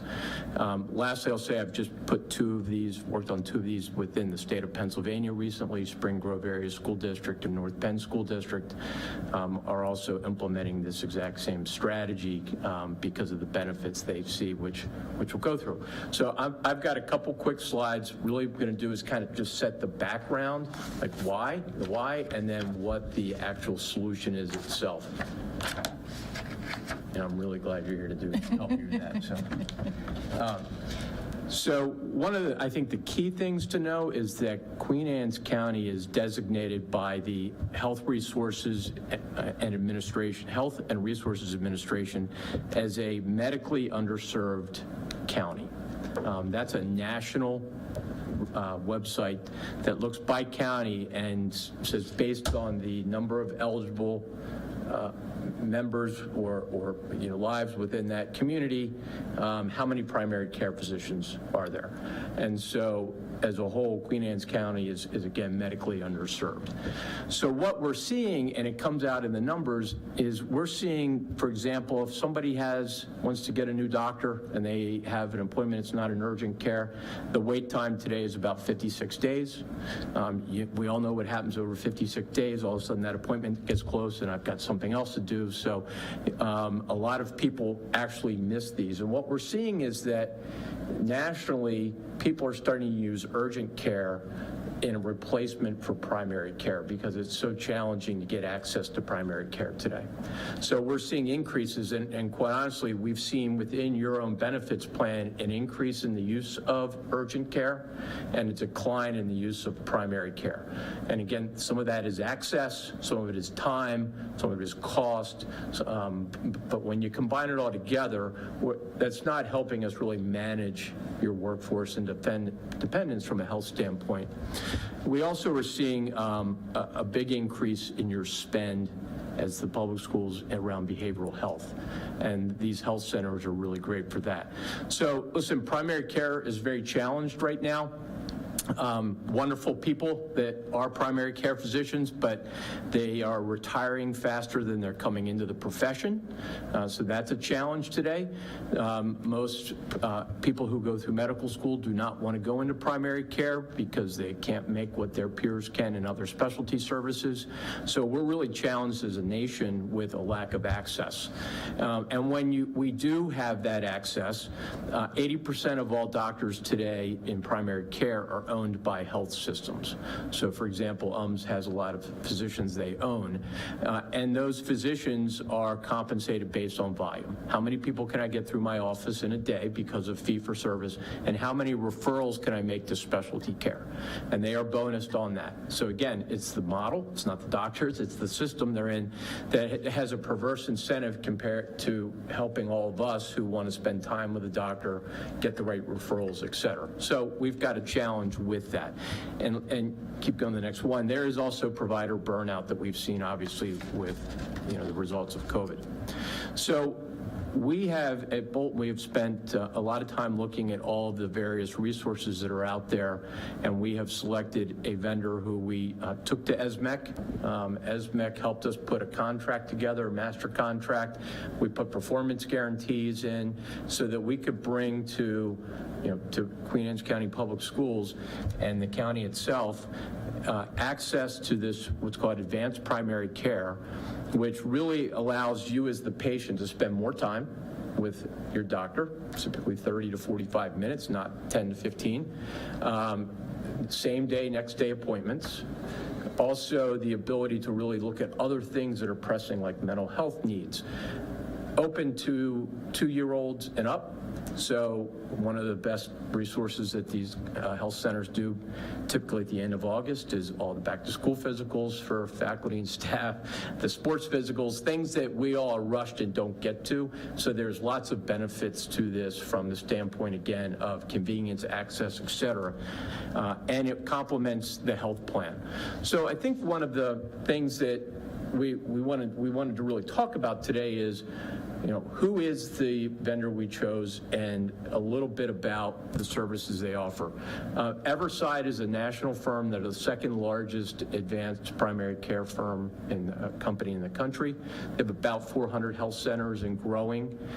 So it's their staff, they hire, they manage, they would help identify with you all a location to put the health center. They do all the permitting, the construction requirements, make sure everything is done. Again, hire the staff, manage the operation, and it's open access, again, to everybody who's eligible. We also did yesterday do the same presentation to the county, and they did approve this. So again, this is a combination of putting the two groups together. I know this is a little bit of eye chart, but it actually serves the purpose of, these are all the services that are available. So today, when you look at all the services that are of access to the faculty and staff, I kind of call this a variable cost. Your health plan allows everybody to have access to all this, but we don't know what they're buying and spending until you get the bill at the end of the month or 2 months from the carrier. We're now taking all these services and actually fixing them. So for a flat fee per month, all these services are available no matter how many times somebody uses the health center. They could use it once, they could use it 10 times. And we get a lot of people that do use this often when they see the convenience and the ease. So I want you to start thinking about the fact that what we're able to start doing is taking a big variable expense in your healthcare and over time starting to fix it, which obviously has great impact in the future increases of your healthcare costs. So again, another great benefit. And there are services that are in here too that you're potentially spending money on outside of just traditional healthcare. DOT exams, for example, for bus drivers. Any other type of expenses that you might be doing around occupational health and things can be captured within this operation. There's a lot of great statistics that are done. One of the reasons why Bolton we chose Everside was because they use Milliman, which is a international actuarial firm, to actually validate all their numbers. So these aren't self-reported numbers. And we see lots of benefits with patient outcomes, better management of people, net promoter scores, which obviously means patient satisfaction, and again, just overall health improvements. So that was one thing that was important.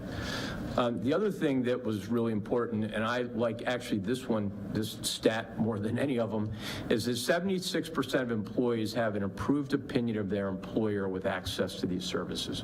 So when we're talking about recruiting and retention, I think this is a really critical piece, and it was part of the piece we really hit home in the Maryland State Department of Education grant process. And then besides the savings to you all, there's the savings to the individuals. So they're not making out-of-pocket co-pays, they're not going to unnecessary referrals to specialty care, the time spent, et cetera. So we took through the ESMEC and working with your carrier, we took 3 years of claims history with the county, and we ran it through a return on investment assumptions that were made based on the 700,000 lives that Everside already manages. Everside has the largest book of municipalities and school districts in the country, so it's a very relevant population.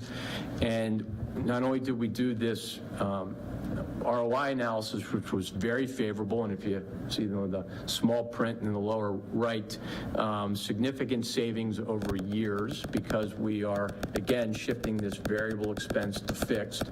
But also we were able to, I think, negotiate some very specific and positive performance guarantees in the contract around things like utilization, patient satisfaction, clinical outcomes, and the return on investment. So the vendor we have chosen does have skin in the game and will be held accountable to those performance guarantees. The funding sources, again, been very fortunate with the dollars that were awarded through the grants. We worked with Everside to also have them be an approved vendor within the MSD grants, so that they're already approved provider. So besides those dollars, there's also the reserves that you have. So this is not additional dollars. This is existing dollars that are already there through reserves and through the grant dollars. What I know you will see, and I've done this a long time, is that you get through the first 18 months or so, and we're all working together to drive that utilization. You'll then kind of cross that bridge to where you'll have the positive return on investment and really start to see that this is saving you money, a lot more money versus what you are putting out on an annual basis. So I personally think this is where healthcare is going and should go. I think it's a great asset for your faculty and staff and their families. And if there's any questions about the presentation itself or any specifics, please ask. Thank you. If I can add a couple things too. If an employee is already currently satisfied with their primary provider, they can stay with the primary provider. It is not mandatory that they switch. This is another option for them to have. And as you know, just this past year for fiscal year 23, we had to use 1.6 in reserves just to get the rates down because we're seeing the rates climb at, over $2 million. So this is a really good way to look at how to try to control those increases so we don't have to keep doing from reserves, because as you know, reserves, one-time money, you keep chipping away every year, you're going to have nothing. So. And to complement the statements you made, because it actually was a question yesterday, we are not saying somebody has to drop their existing physician relationship. Actually, what we have found in every community we go into and put these in, the primary care physicians out there today are booked. They have more patients than they know what to do with. So what we actually do is with the patient or the faculty member, for example's permission, is we'll reach out to that person's doctor, and let's say that they're diabetic and living with diabetes. We'll work with that doctor to help manage that doctor's care plan. And the doctors love it because they don't get paid additional money to have touch points with somebody during the point of the case of a year. So that ability to collaborate with some of your higher risk members who already have primary care is really a big benefit to the physicians in the community, but also to the patient and a better management of that cost. And I also should have mentioned, I think if you look at the providers across the country today in this model, the majority of them are taking on a lot of mental health questions. And they're there to help listen and to help steer and help find appropriate resources, which we know is a very big challenge today. So I think that's another wonderful benefit of the program. And one thing, and I've been to a couple of these meetings, and I think Dr. Salins and Ms. Tarrant could say, this is not going to be based in it's with the county because we're all in the same healthcare program. It's going to be a facility outside of the schools. It's going to be a standalone facility somewhere, so anybody that's in this program could go to it, but it's going to be that. Yes, sir. And it is completely different than our in-house thing where we're having with our students that we're working with the different So things. and that was the clarifying point that I wanted to make. So we're implementing 3 school-based health centers in some of our needier areas in the district, and those programs are designed to meet the needs of students. While staff can access those services, the primary reason of school-based health centers is to serve students during school hours within our school building. This primary purpose of this program is to serve our staff outside of the school building at times that are convenient for them. So you'll see hours that will be earlier on some days of the week so that they can access it before they go to work. We'll have maybe 1 or 2 days where we'll have extended hours so that they can seek, services outside of the school day. So this is a true partnership with the county. It is supported by MABE. It is endorsed by MABE. We are the first ones on the shore, but we have included everyone on the shore because we have projections of the impact. And as was stated, Everside is nationally known, and so the best part about that is our staff members, if they're anywhere, they can access the same exact care as if they were right here. So if we have a teacher that's employed with us that, say, lives in Dorchester County, and there's a new Everside there, as we expand out, they can seek services there within their own county that they live, even though they are a faculty member here or a staff member here in Queen Anne's County. I support it 100%. I definitely, look to the comments that Jane made. $1.6 million out of our reserves is a huge amount of money. Healthcare continues to rise every single year at about a 10% rate. And so our staff would have had to absorb that 10% rate. But using the $1.6 million brought it down to 4%. We can't continue to use reserves to bring it down and bring it down and bring it down. We have to fix costs. And this is the only way for us to control those fixed costs. And it's not reducing the service. Matter of fact, it's enhancing the service. Yes, sir, correct. And no co-pays.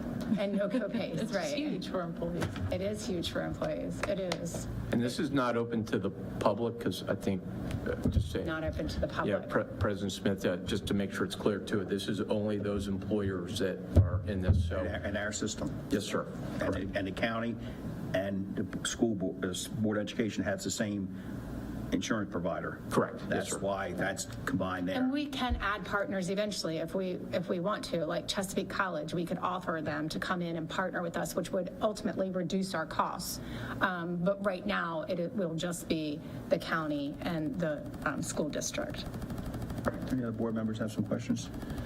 No, we've had several conversations on this before, and everything I heard tonight just reinforces, I think it's a good program, and it'll benefit the system for sure. Okay. And when it's in here, it says the Leeds Grant, which is a major funding source of this, and potential healthcare reserves, and that could be in collaboration with the county because we work with them, so that would be a partnership there if we, and it looks like we could tap into those, that'd be a joint effort there. And that's a really good point because this is a heavy lift on the front end. So, kudos to the system for applying for all 7 of the strategies and getting this. And actually, the state was so intrigued by it. They asked questions about this specifically because they hadn't heard of this before. And when you start to look at community schools and community school systems, this falls in line with that as well, for the community as a whole. As we know, many of our staff members live right here in our community, so it does really become a community thing. So the startup fees come from the grant, and that's about $700,000. And then the whole goal is to reduce costs over the next 4 to 5 years. So they partner with the county, so we do the startup fees, the county comes in, but remember, we're starting to reduce those healthcare costs all the way around the line. So you should, in 5 years, not see those dramatic increases where we wouldn't have to go to fund balance, we wouldn't have to ask the district, It's another way to help control those costs over the next couple of years. And you're enhancing the service. I mean, you're reducing the Another cost, option but you're for- enhancing, like you were saying, you got somebody to see, not wait 56 days or whatever it is to get a hold of somebody. To me, that's a quick you adjust a problem. It doesn't get any bigger, or at least you know what you got. Right. Yeah. Okay, any other questions by the Yeah, board? I do. So let me understand this because I've not been a part of any of the meetings. So the actual contract is with Everside Health? Correct. And who do you represent? Bolton, so I'm part of the team that helps manage your benefits plan with ESMEC. Okay, thank you. I didn't get that. Okay. So And Bolton also, I mean, approved Everside? I mean, they were Yes. totally on board? Yeah, so we worked with ESMEC and the team to put together the contract, the performance guarantees. We negotiated that on everybody's behalf. I was wondering how you got paid. Okay. Okay, thank you. That clarifies that. Still, the Leeds Grant, how much of that, are we using a huge portion of that to? 700,000 out of this, or 10% of it. 6.8 million. Okay. We applied for that particular strategy. We applied for the most money that we could within that strategy.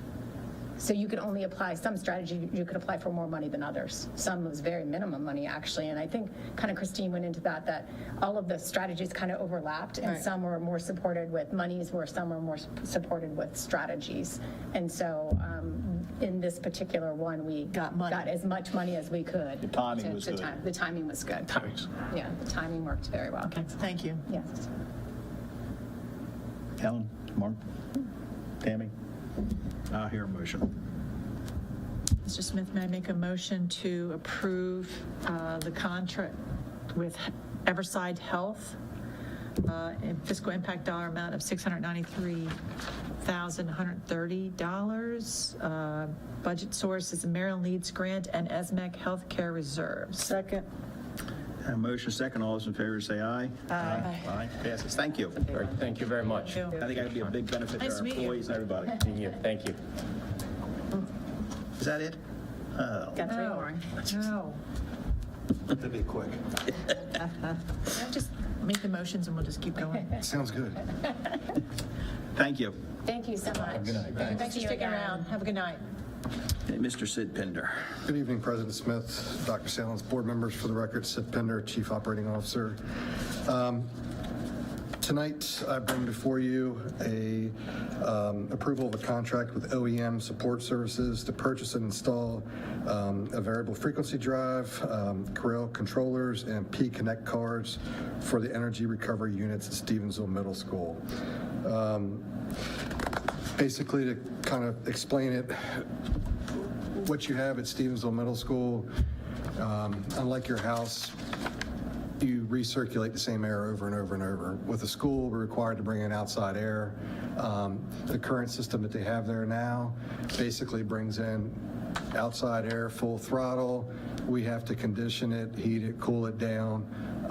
With an energy recovery system, basically your fresh air is coming in, mixing with your air going out, so you're reducing your cost to cool it or heat it, because basically you're using that energy right there to overcome that. And with the variable frequency drive, it will not be running at 100% full throttle. You know, it will go up to where it needs to be and then throttle back down again, you know, saving some energy on there. This is a physical impact of $36,913 for FY22 maintenance unrestricted. This is a sole source provider. The OEM is the Mid-Atlantic distributor for Greenheck equipment, and there is a sole source provider sheet attached with that indicating that. Any questions? And this is compatible with, you say Johnson Controls, but it's So- compatible with our systems, because we've had this question come up before. So what you have at Stevensville Middle School is a mixture of different control. One company controls, you have the equipment, and then you have basically the infrastructure of the EMS system. With having this put in there, it's able to interface with it, kind of like a BACnet system, and it's able to communicate with it. So yes, you're able to go that way with it.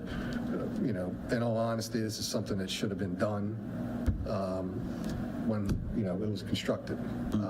I want to give kudos to Jim O'Donnell for really digging through this, and, you know, you can get about 15 years out of this. So if you're looking at it, I mean, it breaks it down to about $205 a month. And a motor starting uses your energy, constant, once it's running. And we have this in most of our school systems. Okay. Now, this is the kind of system that we have. Any questions? Any board members? Mr. Smith, may I make a motion to approve the contract with OEM Support Services for everything that Mr. Pinder just said? Fiscal impact dollar amount of $36,913. Budget source FY22 maintenance unrestricted fund. Second. Motion second, all those in favor say aye. Aye. Ayes have it. Aye. Thank you. And the last one I have, seeking approval of a contract with the Aegis Floor Life Weirs Flooring to clean and seal all wood and rubber gym dance floors, stage floors within the Queen Anne's County Public School System. And basically, this is something we do every single year except for the past 2 years because of COVID. We did have 3 quotes turned in. Weirs Flooring was the lowest. We have done work with Weirs before. It's been in business for 40 years. They do the University of Maryland, pretty much the whole mid-Atlantic area. So, any questions with that? It's getting done this summer. Yep. I said one. How often do we have to do this every year? We do it every single year. Thanks. And what you got to be careful for is you can get quite a few quotes, but a lot of companies outsource it. So I try to stay with the ones that are actually doing the work, and so we don't have to outsource, deal with a secondary company. Any other questions? Mrs. Towers, did we put this in the? I'm sorry. I'm sorry. I didn't- 23. This is in the FY23 budget. Yes, it is in there. Okay. I don't want to answer for her, but yeah. Okay, all right, just wanted to make sure we had it budgeted. Okay, may I make a motion, sir, to approve the contract with Aegis Floor Life, Wires Flooring, do all of our schools for the fiscal impact dollar amount of $50,694. Budget source is the FY23 operating budget. Second. Motion second, all those in favor say aye. Aye. Ayes have it. All right, I'm done. Up. I got one more question for you. Canopy? I'm going to let Ms. pull it. He's gonna- I'm bringing in heavy hitters. I'm sorry. Somebody put your name on it. Somebody that's above your pay grade? Yeah. Good evening again, Carla Pullen, Facilities Planner, here this evening to request your approval to do soda blasting and painting for the side entrance canopies to our stadium side, as well as our student parking side at Kent Island High School, as well as the rear loading dock. If some of you may recall, 2 years ago, we were able to do the same effort at the front of the building, and not only is it a real pick-me-up to the building aesthetically, but if we don't have the materials covered in a proper manner, and we have a lot of peeling paint, which we do at this point, in a marine environment, that can be really damaging, such as what we have at Kent Island High School. So we're proposing to use the Sourcewell cooperative purchasing contract, which we have used for many of our other facilities projects. They will be blasting and repainting all of the metal structures at the locations that were so noted. This is an impact dollar amount of $120,148.72 coming from 2 different funding sources, capital outlay and year-end funds from fiscal year 22. Thank you for sticking around, Ms. Carla. And this solves our other problem with the entrance that we took the long route for Yes. graduation. Yes. Well, So as soon as we get this done, the bird netting will go up, and that will solve that problem. that will be part of the installation. As they have to lift out there, we will replace that netting. Gotcha. Any further questions? Mr. Smith, may I make a motion to accept the contract for soda blast and repainting at Kent Island High School, fiscal impact dollar amount $120,148.72, budget source FY22 capital outlay of $50,000 and FY22 year-end funds of $70,148.72. Second. Motion second, all those in favor say aye. Aye. Ayes have it. Thank you all. That's the end of our things there.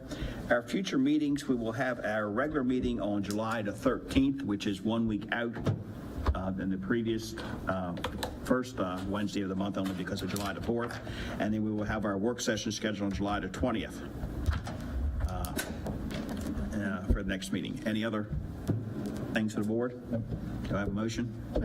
One question, sir. We have not finalized our budget. So are we meeting next Wednesday once we? Our budget, I thought we did our Yeah, I mean, the budget's already, yeah, it's done. We don't have to, It was funded. it was totally funded. Yeah, they voted on their budget last night. So We don't have final numbers from the state, so we can't finalize ours, but their numbers are finalized at 1.5 million above maintenance of effort, whatever maintenance of effort is. And so, Right, the numbers for state aid are Still in draft form. Are still in draft form. We should get the final this week is what we're told. It may change by $27, but that would be it as far as state aid. I'm only asking if we have to come back here next Wednesday to do any modifications No, because of the state aid. It was approved in March, and we got fully funded. if there's something that changes, then we would alert the board and we would have to come back to rearrange and readjust our budget. But the budget's been approved in March here. It was approved last night by the county commissioners. And as long as our maintenance of effort doesn't change as of today with new numbers that are supposed to come out, we shouldn't have to meet again. So we've approved the budget, we've sent it to the county, Yes. it was funded. If anything changes, we will. May have to have a Yes. meeting next But week. only because the state hasn't done final numbers, but if it's, you know. Still waiting, yeah. But right now, our current budget, if this board passed, is what the budget we're going to work with next year. Yes. Yes. Okay, any other good for the cause? All those in favor? I need a motion. Second. All in favor, aye. Done. Motion to close, yes. Motion, second, and should everything